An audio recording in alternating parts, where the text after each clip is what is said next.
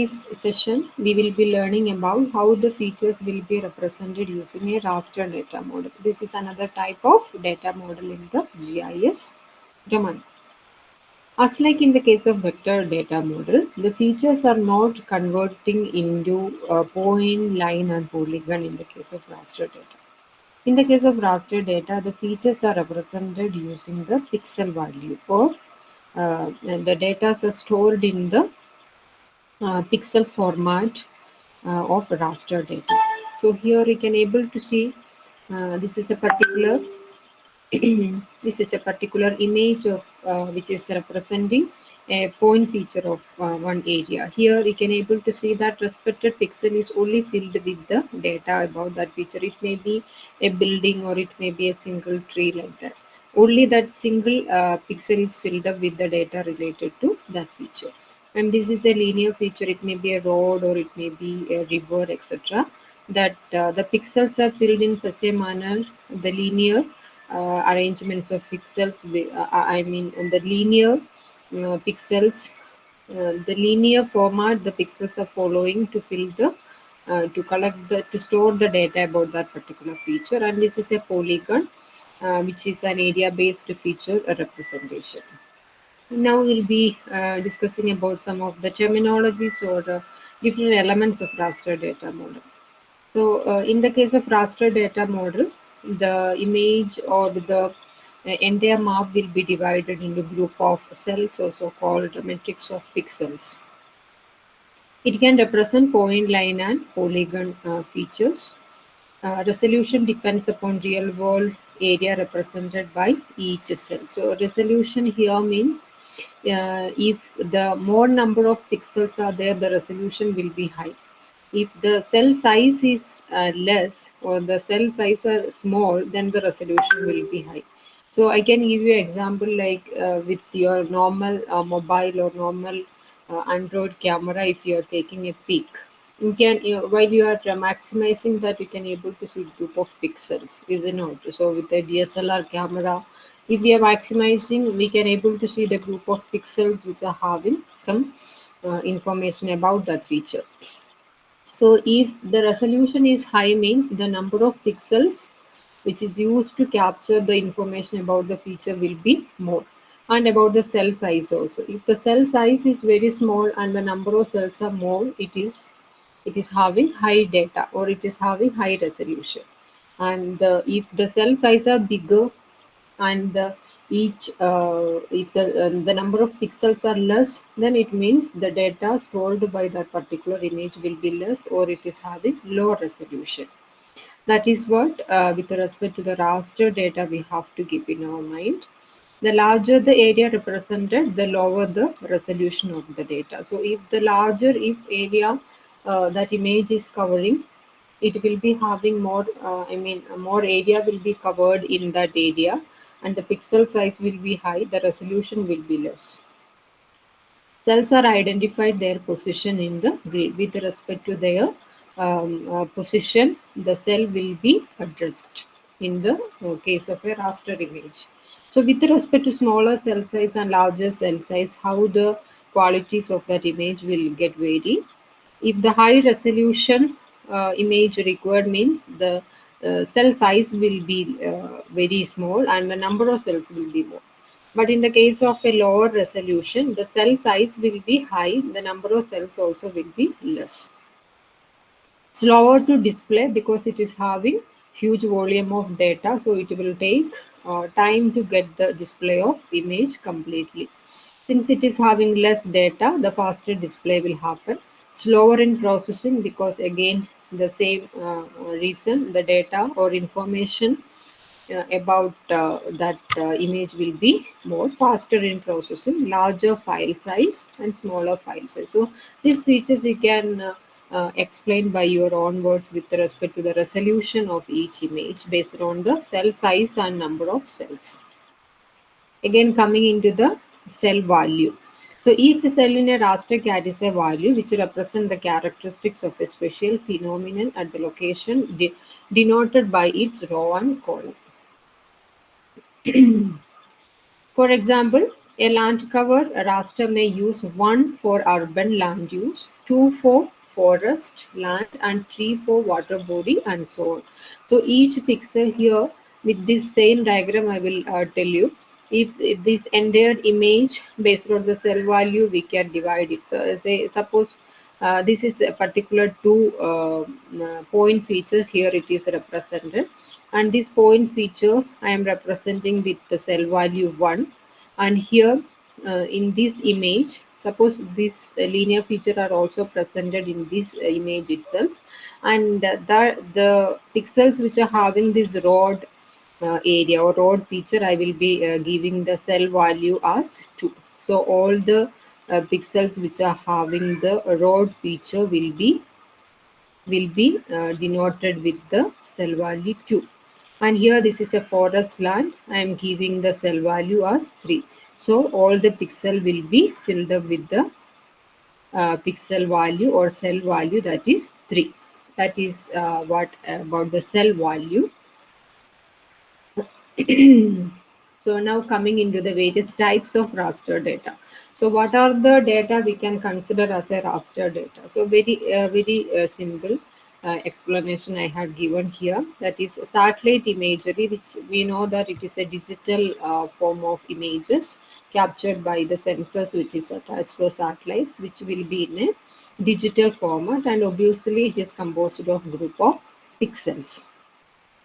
The pixel value in a satellite image represents the light energy reflected or emitted from the Earth's surface. This pixel value we already studied in the remote sensing portion, that is in the first module. Each satellite images, the each pixel will be in the satellite images will be having the pixel value. It represents the total amount of energy which is stored in that particular pixel. And with respect to the electromagnetic energy, we studied that satellite image can be displayed in black and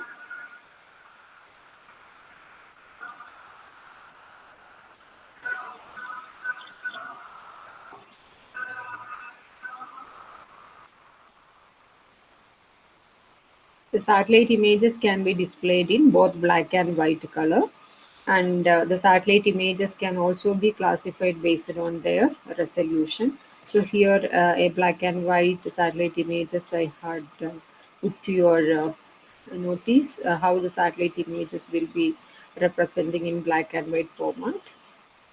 And about the digital elevation model, this is also created using the GIS technology. Digital elevation.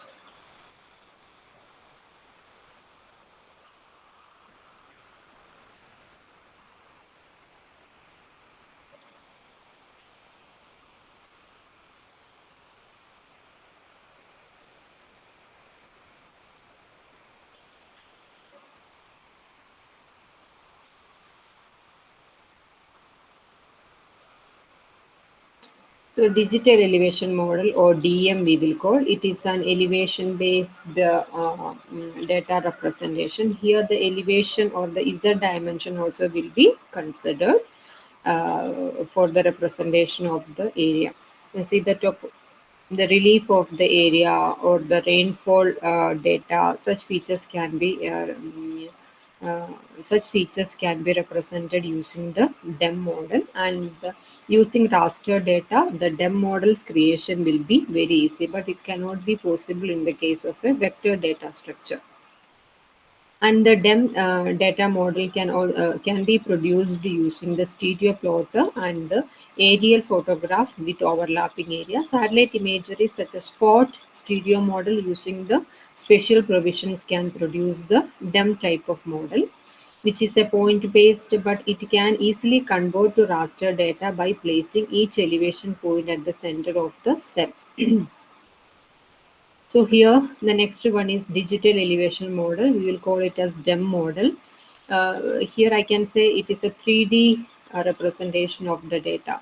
Each data can be like some of the sensors which are capable with the stereo plotter can able to provide digital elevation models. And the digital elevation model can easily it can be converted into raster data by placing each elevation point at the center of the cell. So here the digital elevation model means z dimension also will be considered. The height dimension also will be considered for the representation of the data. So normal digital orthophotographs are very good examples for raster data images, and binary scanned files are examples for raster data types, graphic files. So above mentioned are the type of raster data types which can be considered as an input data into the GIS software. Now coming into the raster data structure. So how the data structure of the raster data can be done. That is our next discussion. Raster data structure refers to the storage of raster data so that they can be used and processed by the computer. They are mainly three types of data structure are there: cell by cell encoding, run length encoding, and quadtree. So these are the different three types of data structure through which the raster data can be stored in the computer. So coming into the cell by cell encoding. So this in this particular data structure, we can able to see this is an image where the red shaded it is representing the feature representation in each pixel. So the data will be represented based on row-wise representation of the data storage. Whichever pixels are having no data will be represented with zeros, and the cell which are having the data will be represented with the value 1. So here you can able to see the row wise data will be stored like this. So row 1, here this is a null cell, and again this is a null cell, it is a null cell, this is a null cell, and this is a cell with value which is represented with 1, and the next one is also the pixel is with data which is represented with 1, and next one is null cell, null cell. So here the row 2 also the same format, only these 3 pixels are filled with information. That 3 pixel will be represented using the number 1. And here the row number 4, you can able to see how many 1, 2, 3, 4, 5 pixels are filled with the data, and it will be represented with the value 1. So this is how the cell by cell encoding will be happening. The pixel with the null value will be represented with 0, and the pixel with the data will be represented using the value 1, and row wise data will be stored like this. And here coming to the run length encoding. In the case of run length encoding, what is the advantage compared to cell by cell is here the null cell will not be considered. From which cell to which cell the data are present, only that length will be considered. That is why it is called as run length mode. So again, row wise the data will be stored. Row number 1, this is row number 1. You can able to see only the fifth pixel to the sixth pixel is having data. That is why that length is mentioned as row number 1, 5, 6. So here all these first two, first one, second one, third one, and fourth one are having null data. It is not stored as null data or something. Only the data which are having in the pixel will be considered as the total length of data. That is fifth pixel to sixth pixel. So if I am considering the row number 7, you can able to see the row number 1 is not mentioned. Row number 2 to 7, that length is mentioned as the data storage in the GIS software. This is how run length model compared to cell by cell. It is having improvement or updated version of data structure because null cells are not considered here. And next one is quadtree, which is very popular and which is very easy for method of data representation. Here we will say the explanation of the data structure or the how the raster data structure will be stored in the GIS is based on the recursive decomposition. So here you can able to see the data are stored based on the based on the hierarchy or based on the data storage will be happening as like branches of the tree.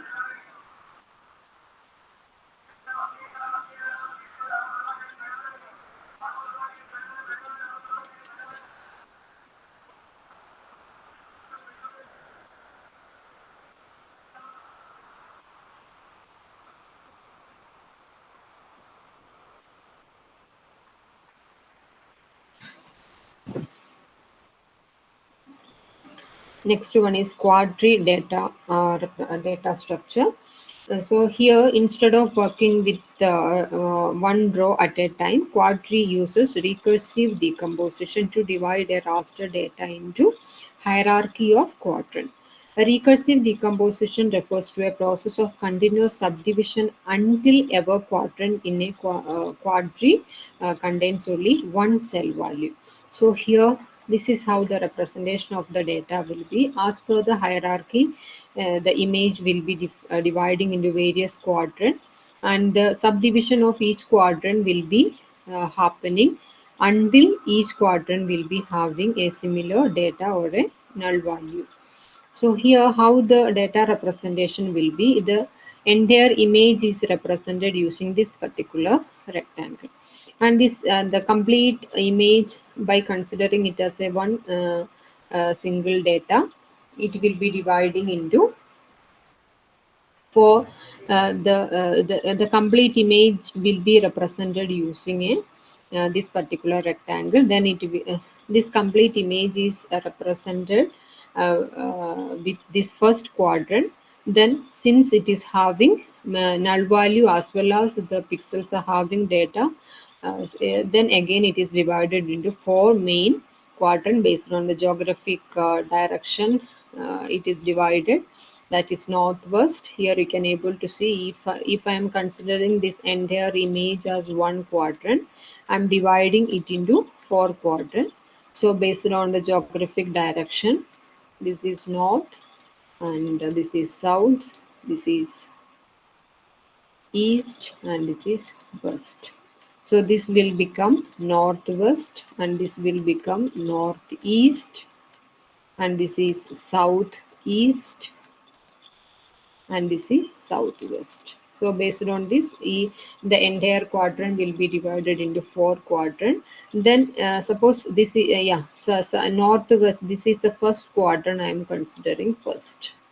And here, since all the pixels are not having similar value, again it is divided into four main small quadrant. And here the first quadrant, if I am considering, here all the cells are having null cell.